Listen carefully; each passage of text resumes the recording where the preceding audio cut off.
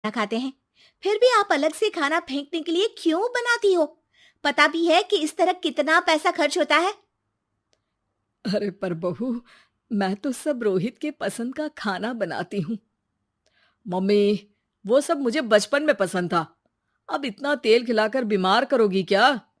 वैसे भी मैं पूरा समय कभी क्लाइंट तो कभी बॉस के साथ मीटिंग में रहता हूँ। इसलिए आप अपनी बर्बादी को मेरा नाम तो मत ही दीजिएगा।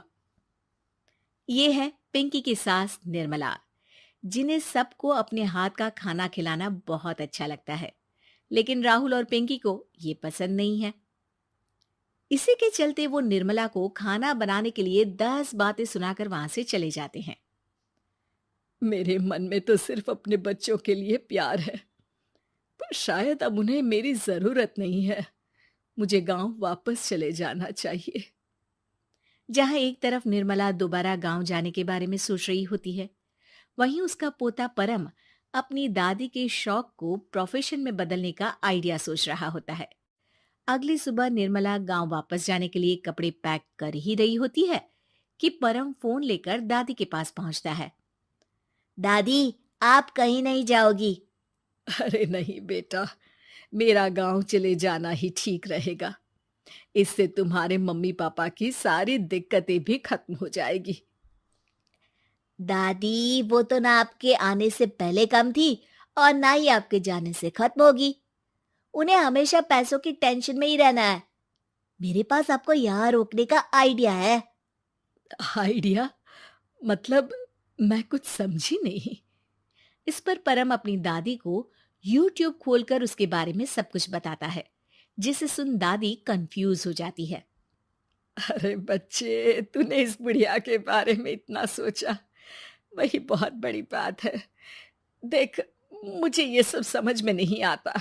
तू मुझे जाने दे बेटा। अरे दादी, इसमें कुछ मुश्किल नहीं है। मैं हूं ना हेल्प के लिए। आप बस खाना बनाओ, और पता है, YouTube की मदद से आप अपनी स्पेशल रेसिपी लोगों को सिखा भी सकती हो। अच्छा, ऐसा भी हो सकता है? मतलब, बस घर बैठे मैं दूसरे लोगों को सिखा दूंगी? सिर्फ कुछ लोगों को नहीं, पूरी दुनिया को सिखा सकती हो, और उसके लिए आपको सिखाने के पैसे भी मिलेंगे दादी।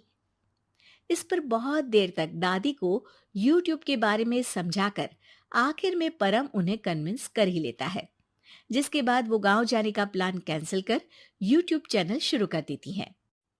हमने ये शुरू तो कर दिया, पर इससे कहीं रोहित और पिंकी को दिक्कत ना हो बेटा। दादी, वो आपके बारे में नहीं सोचते तो आप क्यों उनके बारे में इतना सोच रही हो? इसके बाद दादी पोता मिलकर खाने की वीडियो और साथ ही उनके ट्यूटोरियल की वीडियो बनाकर उन्हें यूट्यूब चैनल पर अपलोड करने लगते हैं। सब खुशी से चल रहा होता है कि कुछ हफ्तों में ही पिंकी को इसकी खबर हो जाती है। हमारी पीठ पीछे घर में ये सब क्या चल रहा है? अरे मम्मी, आपको तो अपना टाइम पास करना है, पर उसमें मेरे बेटे का फ्यूचर क्यों खराब कर रही हो? पढ़ाई के टाइम आपके साथ किचन में लगा रहेगा तो फेल ही हो जाएगा ना। वैसे इस YouTube वाले के शौक के लिए आप जो फैंसी डिशेस बना रही हो, उसके पैसे कहाँ से आ रहे हैं? मम्मी, आपको हमेशा पैसों की चिंता ही क्यों लगी रहती है? और रही बात मेरी पढ़ाई की, तो आपसे ज्यादा दादी को उसकी चिंता है। इसीलिए मेरी पढ़ाई के बाद ही वो ये काम करती है। परम, अपनी मम्मी से बात करने का ये कौन सा तरीका है? और मम्मी ने पैसों के बारे में कुछ गलत तो नहीं पूछा? जब घर में हम दोनों कमाते हैं, तो ये पूछने का अधिकार तो है कि पैसे कहाँ इस्तेमाल हो रहा है।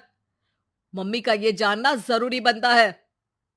पापा, आप अपनी मम्मी से कैसे बात करते हो, ये तो मैं देख ही रहा हूँ। तो आपके मुंह से ये बातें तो अच्छी नहीं लगती। और रही बात पैसों की, तो आप दोनों हर समय मुझसे दूर रहने की कंपेंसेशन में जो पॉकेट मनी देते हो ना, हम उसी से ये सब कर रहे हैं। इस पर परम अपनी दादी को लेकर वहां से चला जाता है, जिसके बाद पिंकी और रोहित यूट्यूब चैनल बंद करवाने की बहुत कोशिश करते हैं, लेकिन परम ऐसा होने नहीं देता। इसी तरह महीने बीत जाते हैं, पर चैनल का कुछ खास ग्रोथ ना देखकर निर्मला निराश हो जाती है। हम इतनी मेहनत करते हैं, फिर भी आज तक मैं तेरा 1 रुपया भी वापस नहीं कर पाई। अब तो रोहित ने तुझे पैसे देने भी बंद कर दिए और तेरी सारी सेविंग्स भी खत्म होने को आई है। बेटा, मुझे लगता है कि हमें ये सब बंद कर देना चाहिए। दादी, यूट्यूब चलने में मेहनत के साथ ढेर सारा सब्र भी लगता है। देखना, कुछ महीनों में सब सिर्फ आपको ही देखेंगे और अगर फिर भी कुछ नहीं हुआ तो बंद कर देंगे। परम की बात से दादी मान जाती हैं और वो अपना काम जारी रखते हैं। अगले ही महीने पूरी दुनिया में लॉकडाउन लग जाता है, जिसमें सब घर में तो बंद हो जाते हैं, लेकिन साथ ही पिंकी की जॉब चली जाती है और रोहित के ऑफिस में भी ज्यादा अच्छे हाल नहीं होते। लेकिन वहीं लॉकडाउन के असर में निर्मला के सब्सक्राइबर्स और व्यूज बढ़ने लगते हैं। देखा दादी, मैंने कहा था ना, एक दिन सब आपको ही देखेंगे। अब तो आप बस रोज एक वीडियो अपलोड करो और जादू देखो। इसी के साथ लॉकडाउन के कुछ ही महीनों में निर्मला खाने वाली दादी के नाम से सारे सोशल मीडिया पर फेमस हो जाती है, जिस वजह से अब उन्हें यूट्यूब के पैसों के साथ पेड एडवर्टीजमेंट और पेड प्रमोशन भी मिलने लगते हैं।